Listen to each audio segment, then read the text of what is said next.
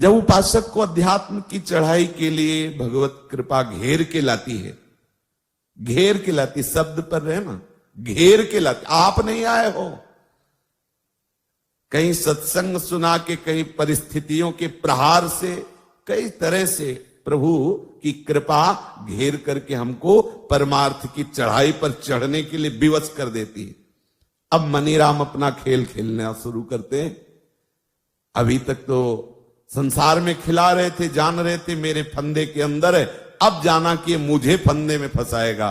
तब उनकी जो कला प्रकट होती, बस उसी को युक्तियों के द्वारा रोकना है। स्वामी जी महाराज कह रहे हैं, कबहू कबहू मन इत उत जात, यातेब कौन सुख। स्वामी जी कह रहे हैं, इससे भी बड़ा कोई सुख है जो इधर उधर भटका रहे हो। और बहुत घातिन, अर्थात बहुत युक्तियों से इसे रोका है।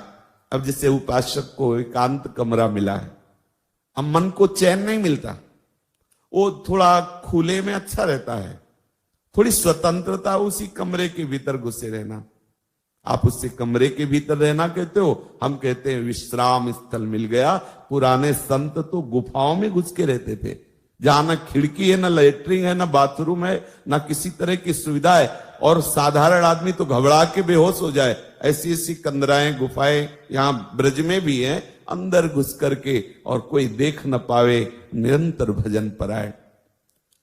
वो तो सब ठीक है, बगल वाले का दरवाजा खटपट होता ही रहता है, अंदर की खटपट मिटा दो, कोई दरवाजा की खटपट नहीं है, सारी खटपट अंदर की है। अंदर की खटपट मिले तो झटपट दर्शन होए, और नहीं आप कहीं भी भाग के चले जाओ।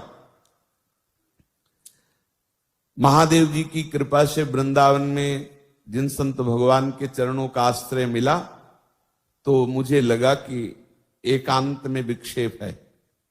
संयोग बना, एक कमरे में रख दिया, पूरा आश्रम खाली। हम कहा चलो तसल्ली हुई। अब वहां के जो मैनेजर थे, उनकी जब लीला शुरू हुई, हम कहा इससे तो अच्छा हुआ था कि वहां तो भगवान नाम जयकार होता था, कथा की होता, यहां क्या, कहीं भी भाग के चले जाओ, जब तक मन की खटपट नहीं मिटाओगे। अच्छा कोई लाओ तो अपने आप से खटपट शुरू, बड़ा विचित्र है। इसलिए प्यारे, ये मत सोचिए कि मुझे कमरे में अकेले रहना पड़ता है, बंद करना पड़ता है, आदि आदि आदि आदि। ये कहीं भी मन चैन नहीं लेने देगा। प्रिया प्रीतम के चरणों के चिंतन में लगाकर इसे दुलराओ, इसे फुसलाओ। ये बहुत हठीला बच्चा है, कुछ भी पकड़ लेगा, कुछ भी करने के लिए राजी हो जाएगा। इसे दुलार पूर्वक समझाओ।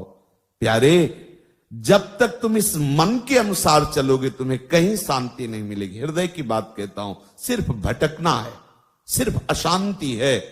क्यों अशांति है?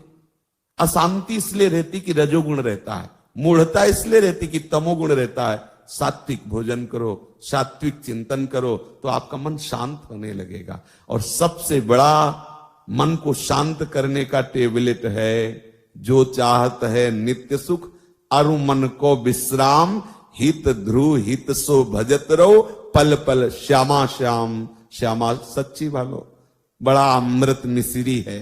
श्यामा श्याम श्यामा श्याम, राधे श्याम राधे श्याम, कैसा महारस। ये सब छोड़ो, हमें बिल्कुल एकांत मिलता। भागो सृष्टि में, भागो भागो इस भूताकाश में जहां भाग सकते हो, चित्ताकाश से कहां भागोगे प्यारे। एकांत में रह करके पूरी की पूरी भ्रष्ट वृत्तियां प्रकट कर सकता है, ये मन है।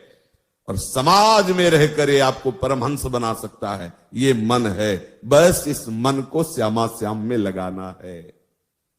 तब लगी कुशल न जीव कहूं, सपने हो मन विश्राम, जब लगी भजत न राम कहूं, शोक धाम तज काम।